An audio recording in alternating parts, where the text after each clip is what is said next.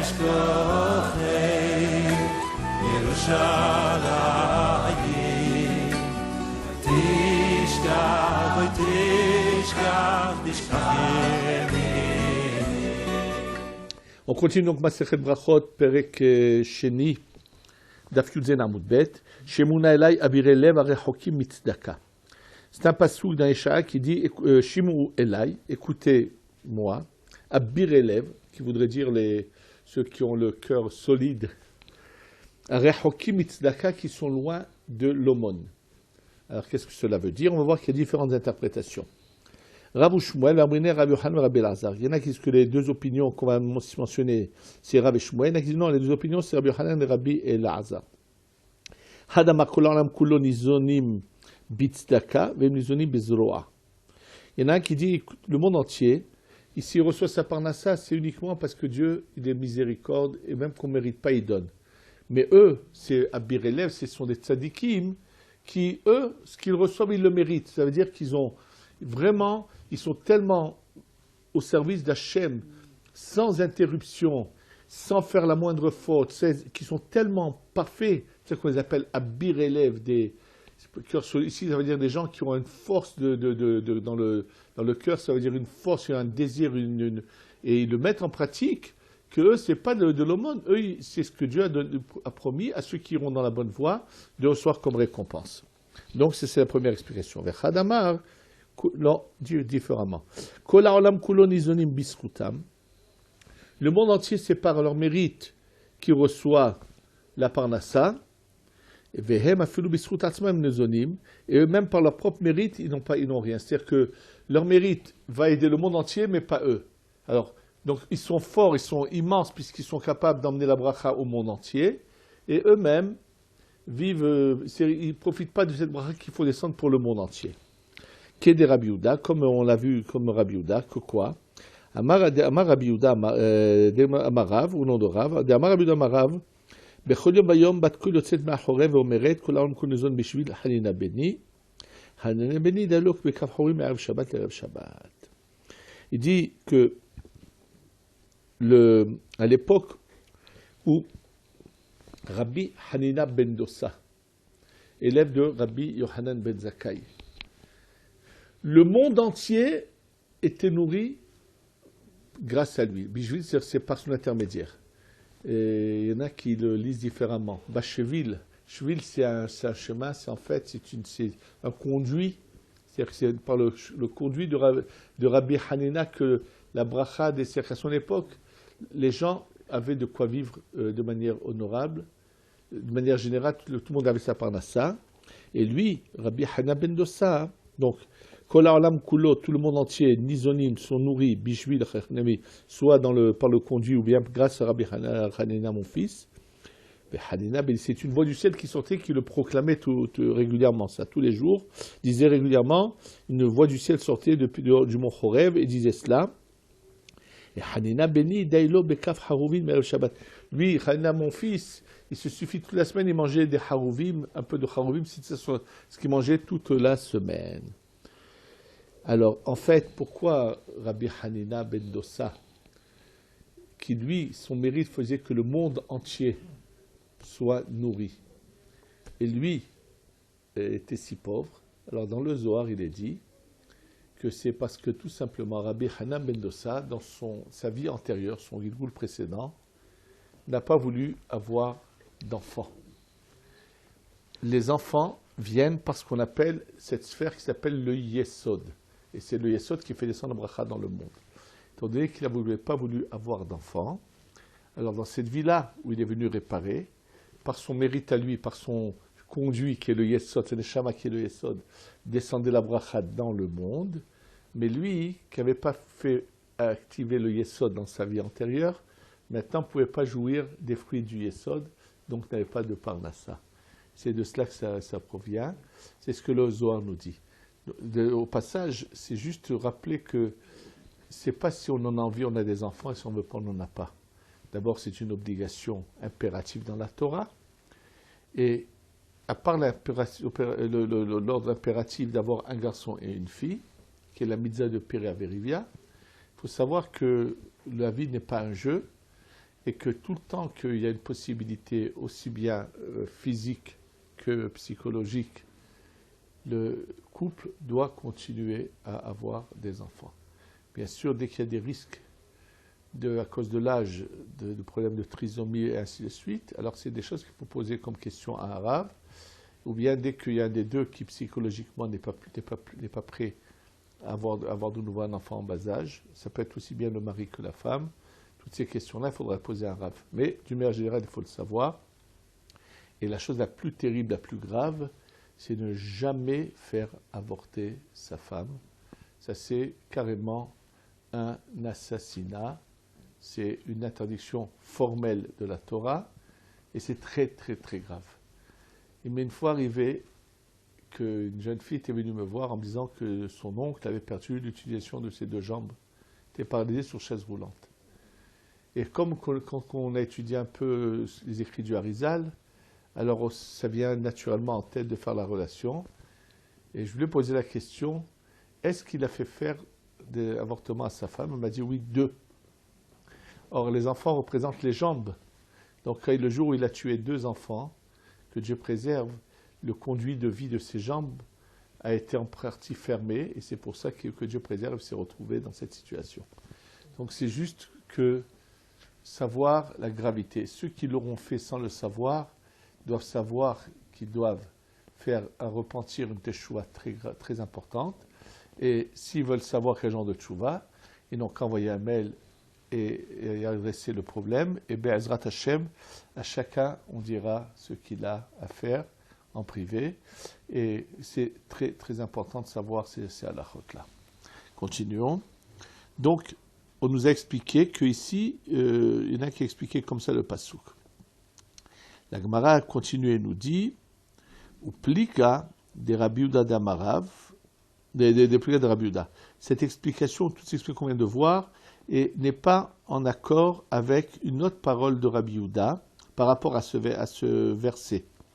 D'Amar Rabbi Yehuda man abir elev, qui sont les abir elev? Il dit Gobae Tipshae. Alors, Gobae Tipshae, les Gobaïm, ce sont qu'on appelle ça, pas une secte, mais disons une nation de gens qui étaient c'est-à-dire qu'en Irak, il y avait une grande population. Et une partie de la population, c'était qu'on appelle ça, on les appelait Gobae, et ils étaient tellement stupides qu'ils croyaient que c'est tout qu'on appelle ça, que tout c'est par la force, et donc jamais il leur est arrivé à l'idée qu'il fallait faire de l'aumône et que tout ce qui leur revient c'est à eux, ceux qui ont gagné leur argent. On les appelle Gobaï Tipshay, ça veut dire ils s'imaginaient que ce qu'ils ont c'est par leur force et donc ils seront loin de donner de la tzedaka. C'est-à-dire, à Birelev, ils se prennent pour des gens, eux ils sont intelligents. Comme une fois m'a dit quelqu'un quand je leur parlais, il m'a dit mais Rav Kohen, on n'est pas manchots. Ça veut dire qu'il était persuadé que c'est par ses bras que ça arrive. Et finalement, celui qui m'avait dit cette expression, malheureusement, perdait énormément d'argent. Et c'est finalement en écoutant plutôt les conseils que la Torah nous donne que la situation a été sauvée. Alors ça, on les appelle, ces Gobaé, qui ont cette nation de gens qui s'appelaient Gobaé, ils appellent Tipshim, des sots, qui pensent qu'eux sont... Et en général, ce genre de personnes qui pensent qu'eux sont plus intelligents, qui connaissent tout, qui savent mieux, qui réussissent dans les affaires, malheureusement, comme ils pensent que c'est à eux l'argent.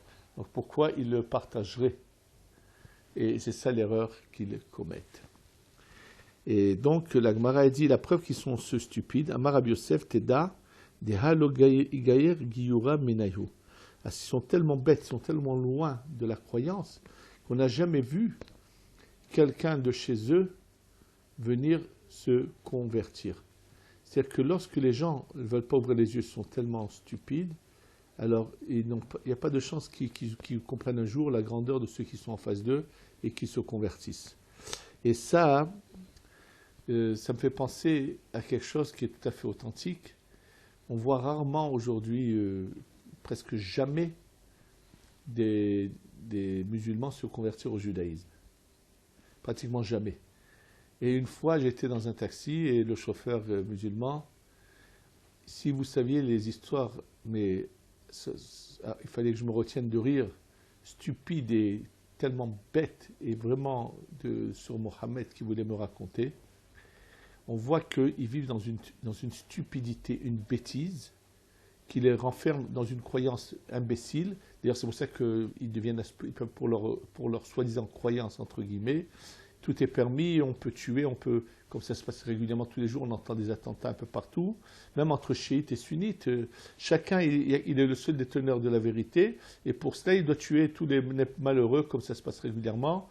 On voit qu'ils vont tuer des enfants, des femmes, n'importe qui, parce que justement, c'est une croyance qui est basée sur de la stupidité, sur vraiment un aveuglement bête et stupide. Donc c'est vraiment ça qu'on peut comprendre pourquoi il n'y a aucune conversion de leur part. Alors celui qui va ouvrir les yeux, essayer de comprendre, et j'ai m'arrivé d'en rencontrer des gens comme ça, ils arrivent à la conclusion que finalement ils vivent dans les ténèbres, et pas tous ceux qui ont compris cela ensuite ont le courage de faire le pas, mais on voit qu'il y en a qui ont quand même ont eu le courage et qui ont fait le pas et qui sont arrivés à la lumière que représente le judaïsme. Continuons. Amar Ravashi. Bene Mate Marcia Abirelev Ninhu. Il dit, Ravashi, la même chose. Les gens de Mate Mahassia, c'est aussi sur les goïms qui habitaient dans cette région qui s'appelait Mate Mahassia, sont aussi des gens qui ont comme ça cette stupidité. Il dit pourquoi? Les Kahazu Yekira de Oraitat Trezim de Bashata de Lokamegayer Gyura Menayu. 2 fois par an, à Bate Mahassia, des juifs de toutes les régions venaient pour arrêter leur travail, tous ceux qui pouvaient venaient pour écouter les halachot du Rav. Donc on voyait un rassemblement, on pourrait se dire, mais pourquoi tant de gens ne sont pas venir à un tel rassemblement? Qu'est-ce que c'est? Ah, le Rav. Et donc ça aurait dû les impressionner, les interpeller, et donc en fin de compte, ils seraient arrivés à la conversion. Or, il n'y en a pas un d'entre eux qui s'est converti.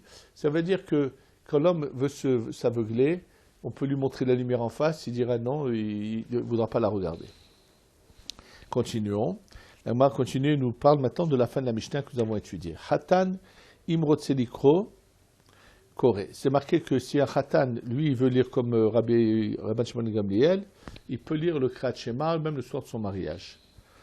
Et Rabbi Shimon Gamliel dit non, pas tout celui qui a envie de se faire passer pour quelqu'un peut le faire. C'est-à-dire dans toutes les générations, on a toujours craint des gens qui ont des attitudes un peu bizarres et qu'il fallait absolument éviter de suivre ces attitudes-là. Comme le ramène le Rabbi Aaron Rata dans son livre Tarata Kodesh, les paroles du Magen Avraham, qui parlait qu'à son époque, il y a des gens, quand vous êtes là, levaient les yeux d'une manière bizarre vers le haut, comme s'ils voyaient je ne sais quoi. Et il disait que ce n'est pas des manières, il ne faut pas chercher à faire l'original. Jamais ne se faire remarquer. Alors donc ici, on a ici cette opinion-là. La Gemara a dit, les mimra de Rabbi Shimon hayesh le yohara. On voit que Rabbi Shimon craint à ce qu'on appelle les yohara, c'est quelqu'un qui veut se faire passer pour un super tzaddik. C'est-à-dire qu'il n'y a que lui qui est au-dessus de tout le monde. Et apparemment, Rabbanan, eux, ne craignent pas cela. Veha ifra shaminan lehu. Pourtant, dans un autre endroit, on a vu tout à fait l'inverse. C'est-à-dire que c'est Rabbanan qui craint ce genre de comportement, et Rabban Shimon Gamliel ne le craint pas. Ou, ditnan, on a vu ça. Makom shena'asu la'asot melacha bet Shabbat osim. À Tisha B'Av, il y avait des coutumes. Est-ce on peut travailler à Tisha B'Av ou pas? Alors, il y a des endroits où ils auront l'habitude de travailler, ils peuvent travailler. Mais comme chez Larasot et Nancy, mais il y a des endroits où on a l'habitude de ne pas faire de travail à Tisha B'Av, on n'en fera pas. Mais dans tous les endroits, même dans les endroits où on a l'habitude de faire des travaux à Tisha B'Av, les Talmidei Chamim, eux, doivent s'abstenir doivent pas faire de travail. Rabban Shimon Gamliel Omer, Le'olam ya'aseh kol adam et atzmo ketamid chacham. Rabban Shimon Gamliel dit, vous savez quoi? Tout le monde doit s'abstenir de faire des travaux et se considérer comme un talmid chacham. Donc vraiment, on est là vraiment à l'inverse de ce qui a été dit avant. Donc, Kasha des Rabbanan des Rabbanan. Rabbi Shimon de Rabbi Shimon Gamliel. Il y a une contradiction de Rabbanan Rabbanan. Une contradiction de Rabbi Shimon Gamliel. Rabbi Shimon Gamliel. Az Amar Rabbi Yochanan, Muhlefa et Ashita.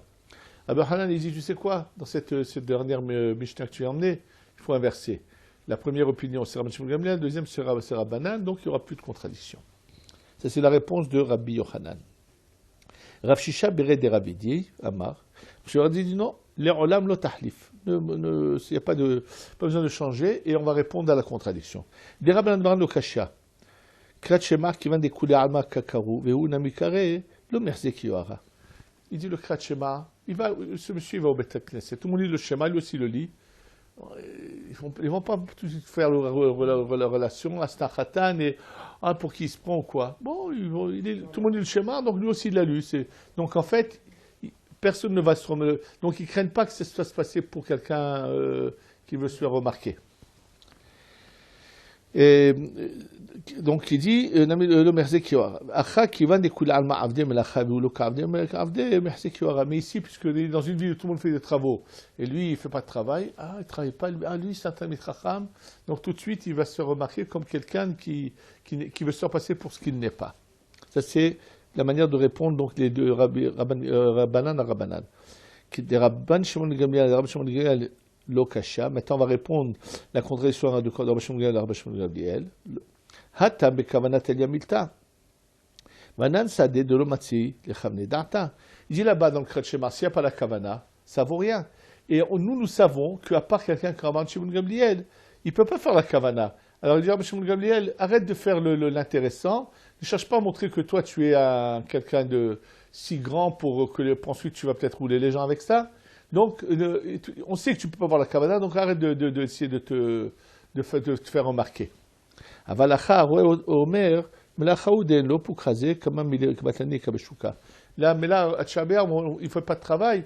Ils vont dire, il n'a pas eu de travail aujourd'hui. Ils ne vont pas dire, non, il a lu sa Talmid Chacham. Non, ils diront, la preuve, regarde combien tu as de gens qui n'ont pas de travaux, qui sont des gens qui n'ont pas.